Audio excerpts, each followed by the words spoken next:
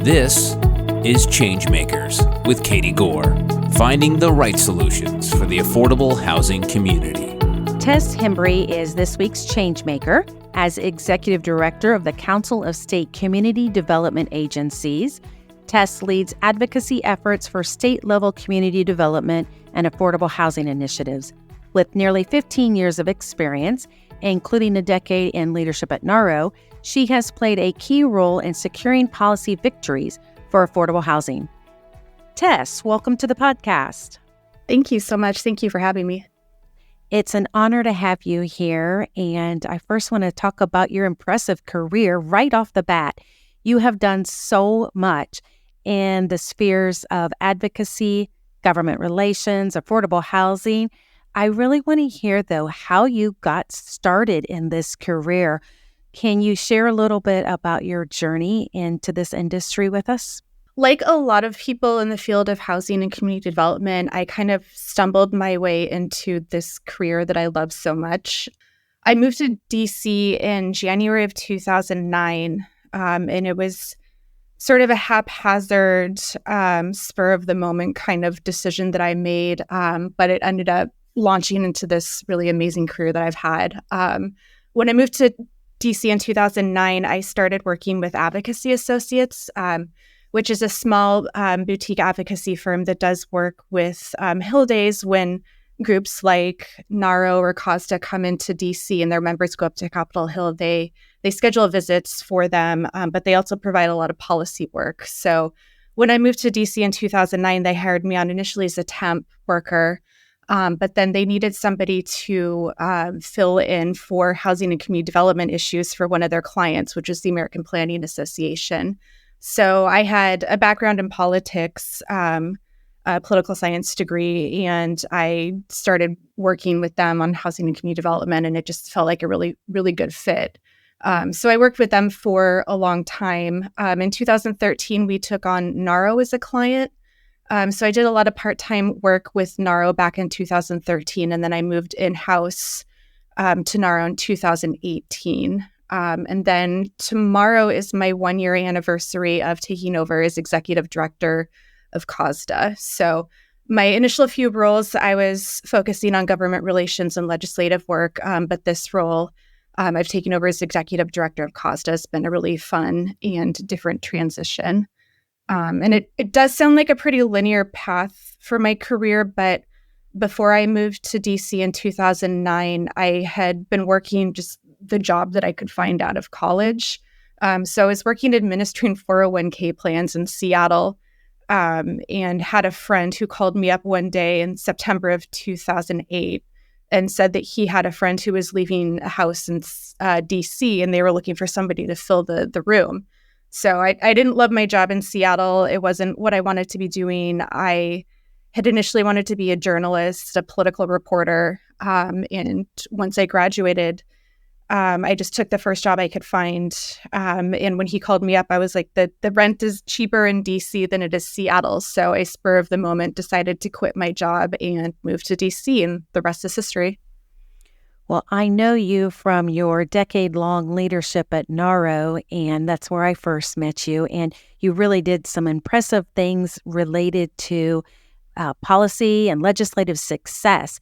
Can you brag a little bit about that? Because you accomplished so much in that time. Before we go into your current role, can you reflect on your time at NAHRO?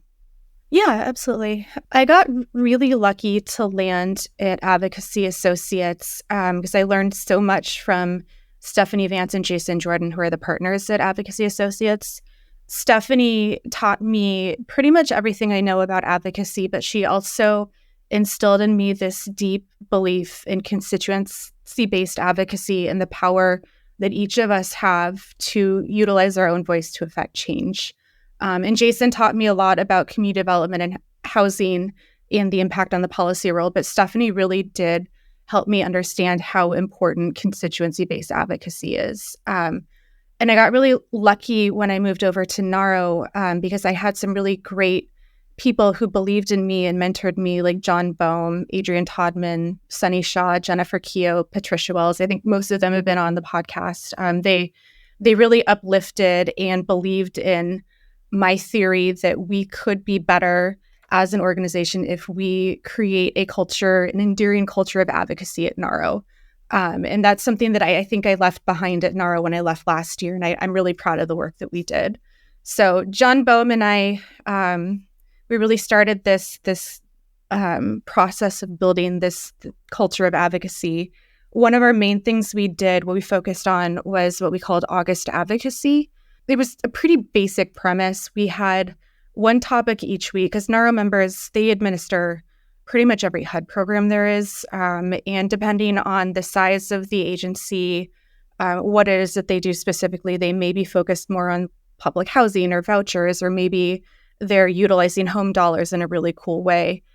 So we recognized that we had an opportunity to highlight a different topic each week of the August recess, congressional August recess, and also build our members' comfort level and build a habit with them of communicating regularly with their members of Congress. So we launched August Advocacy as a weekly letter during the congressional break. The first year we launched it was 2015, and we had the goal of sending 1,000 letters, which sounded like a really wild thing back then. It was pulling teeth to try to get a dozen letters sent. So trying to get 1,000 letters in 5 to 6 weeks was really a stretch. And by the end of the month, we were close, but not quite there. I remember thinking about calling my mother and asking her to send letters just to kind of push us over the edge. But we made it. And we were very proud of that. But we thought 1,000 letters was a huge deal, and we had no idea what was coming. And NAHRO members, building that culture of advocacy was a slow process. And again, the leadership at NAHRO believed in my theory that we could slowly build up this culture and build up something that could affect change. And I was really, really lucky to have that trust that they put in me. NAHRO members, it took a lot of education about the impact of advocacy and just trying to convince members that they are subject matter experts, that they do have the ability to convince congressional offices that these programs matter. It was crazy to me that I would have these conversations with our members that were administering some of the most complicated housing programs, complicated federal programs in the country, and they were saying things to me like, I don't understand the programs, I don't know this bill number, I don't remember what the authorization level back in 1974 was, so I can't be this expert on the ground. So getting them to the place where they understood their power and understood that they actually do know a lot about the programs, and not only that, but the congressional offices really care what that they have to say, that they understand what's happening on the ground in the district and the state better than anybody, that these are really valuable things for congressional offices, convincing them that they have that power and that ability, and then also that their voice matters. It was a really hard lift, but I think over the years we've done a really good job of building that at NAHRO. I was really proud back in 2022, we got it was over 50,000 letters sent during our August advocacy campaign. So it was amazing to me to see just in the 7 years building this from 1,000 letters to over 50,000 letters. And I think a lot of that had to do with the excitement over Build Back Better, and people started to see the fruition of the advocacy that they've been doing over the years, and housing and affordable housing and all of those topics started to come up more during the pandemic. And I think they just kind of saw that this matters and it works. So that was a really exciting time. And then credit to my former NAHRO colleagues, but in 2024, they sent over 140,000 letters. So really great job that Eric, Gabe, Richa, and the whole team over there have done to continue on this advocacy culture. But just really proud of the work they've done and excited to see where they're going to take it. Over 140,000 letters, and I believe they had all 50 states and D.C. represented too. So what a pioneering moment and momentum that you got started there. Great job and great legacy for you. Yeah, absolutely. So let's talk about what you're doing today. The Executive Director of the Council of State Community Development Agencies. For those who may not be familiar, first tell us what the council is and what you guys do. Yeah, absolutely. So our members are the state-level agencies that administer the CDBG program, home, a lot of the homeless programs, and in some cases, disaster recovery programs. So they're working with their governor's office once they receive the state level non-entitlement funding of those programs and helping projects get off the ground across their states. And so we are their membership organization. We're in DC, and we help communicate to HUD and Congress the best practices and how these programs can function better for our members. So you're advocating for state interests at the federal level. I'm sure the needs vary great from state to state. So how do you work to try to create a commonality there? Or is it as simple as everybody needs development and affordable housing? It's just differs how it's delivered. Talk about some maybe regional challenges or state challenges as you bring all of these groups together. Yeah, I mean, every state functions differently. So how they are, the agencies that administer funding differ from state to state. Which agency administers CDBG versus home versus disaster recovery? That's all very different at the state level. So it can be a little bit of a challenge to understand the different needs and the different flows of how the money goes through the states. But when it comes down to it, we've got a lot of very similar problems across the country. Funding, robust funding for these programs is always going to be the main issue. Making sure that the states have the flexibilities to administer the funding in a way that makes the most sense for their communities, for their states, and frankly, for how their state politics are working at the time. And just making sure that they've got the administrative ability to the staff capacity, the HUD assistance, just to make sure that they are efficiently and effectively administering the dollars. And when we're talking about CDBG and home dollars, for a non-practitioner, tell us what those programs look like in your community, for example. So the Community Development Block Grant Program, it's usually around $3.3 billion a year.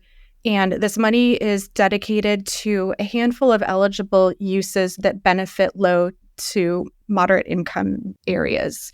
So it can be anything from the preservation of affordable housing, infrastructure projects, some park projects. The beauty of the CDBG program is that flexibility in the eligible uses. So the communities really can develop plans to use this money in the best way that they need and what fits the needs of their community. So it's a really cool program in that respect because it really does allow them to be flexible with that funding. CDBG is broken up into two different types of funding. There's entitlement. So if your community is large enough, according to census data, you receive funding directly from the federal government. So 70% of the money for CDBG goes to these entitlement communities. And then 30% goes to the states that dole out the money to the non-entitlement communities and the projects that are happening around the states. So our members are on the non-entitlement side. So we're rural communities that need really a lot of infrastructure projects and gap financing for those sorts of things. That's where the CDBG dollars go.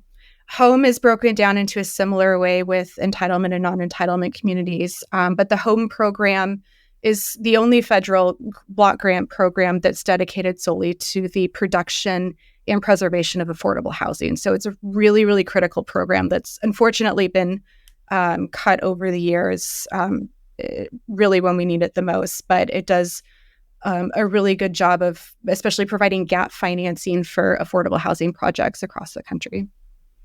In one of my former lives, I used to be a CDBG and home development director, and I absolutely loved these programs because they are tangible ways that communities can make a difference and make it quickly.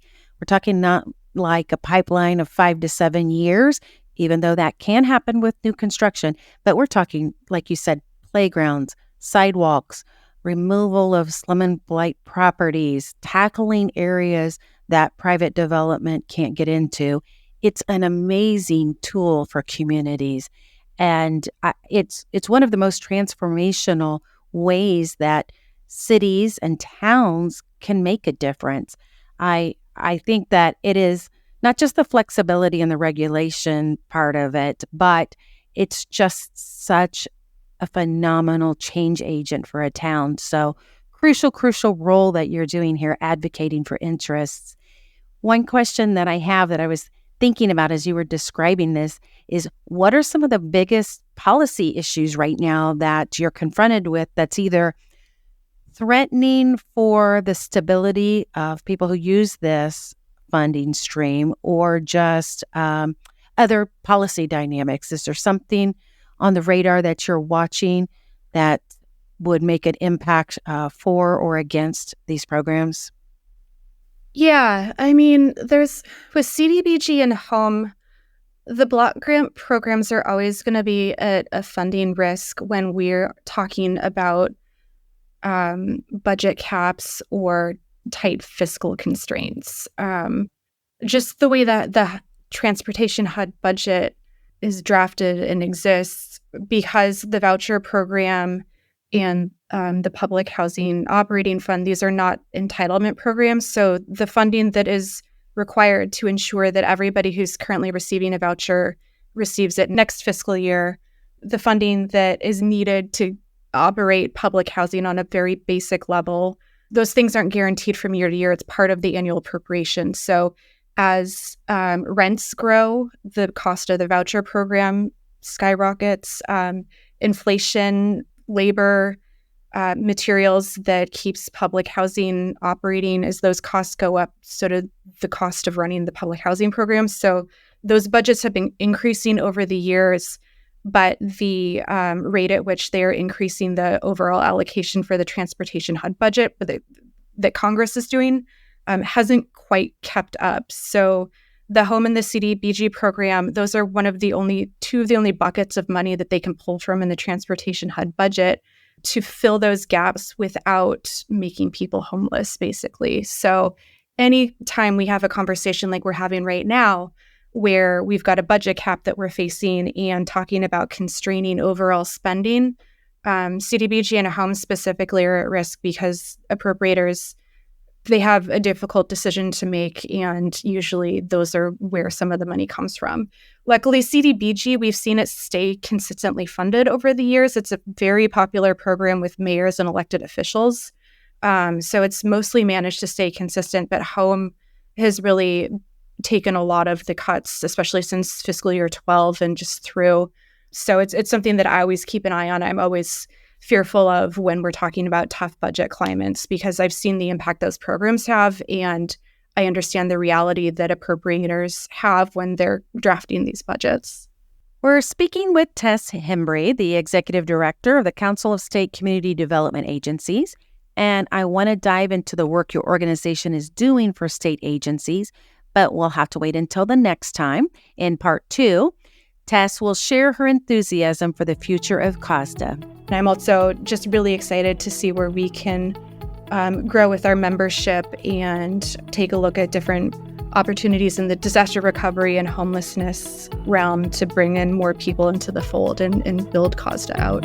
Thanks for listening to Changemakers with Katie Gore. To find out more about Katie, go to quadel.com. That's QUADEL.com.